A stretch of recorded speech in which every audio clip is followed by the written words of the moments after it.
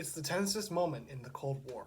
In a top-secret Soviet command bunker near Moscow, alarms are blaring, and a red light flashes across the screen. Launch detected.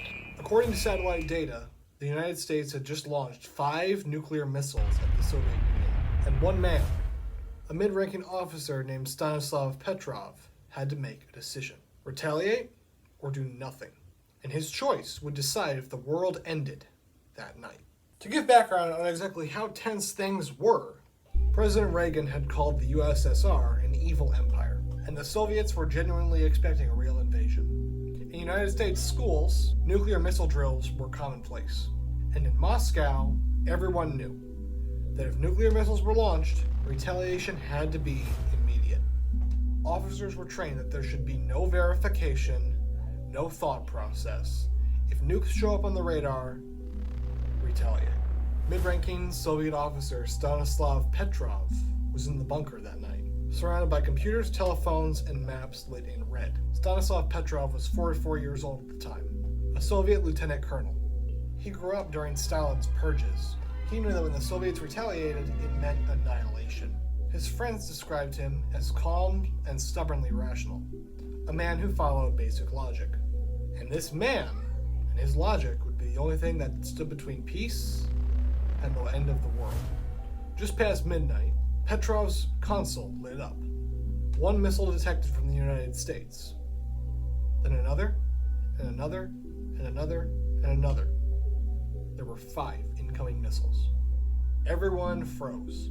They believed that the US had just launched their first strike. But something about all this didn't make sense to Petrov.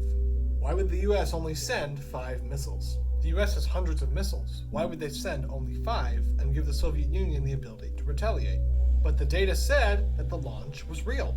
Petrov had minutes to decide not only his own fate, but the fate of the world.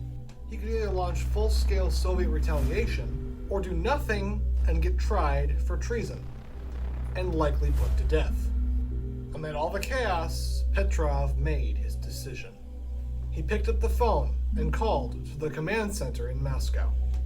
The officer on the other end demanded confirmation, and Stanislav Petrov said, "It is false alarm." And then Petrov hung up the phone. There was silence, and then anger. Everyone was furious.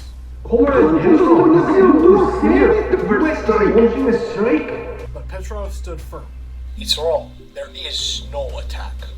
Minutes passed like hours as the 5 unidentified objects neared the Soviet Union. And then, nothing happened. No explosions, no warheads. He had been right. There were no missiles. The missiles were sunlight reflections off of high-altitude clouds, which made a glitch in the satellite sensors. Stanislav Petrov had saved the world. The sad part is, though, he wasn't congratulated for it.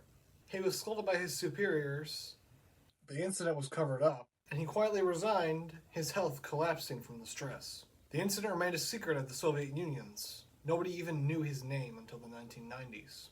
But later, in the 2000s, following the Soviet Union's collapse, Stanislav Petrov received recognition. He was awarded by various peace organizations and given the nickname, the man who saved the world.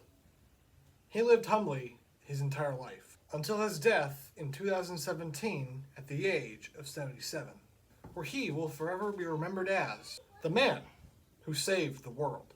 Please like, subscribe, and share. You have no idea how much it helps out growing creators like me. Let me know, what do you guys think of the long-form content? Should I keep doing it?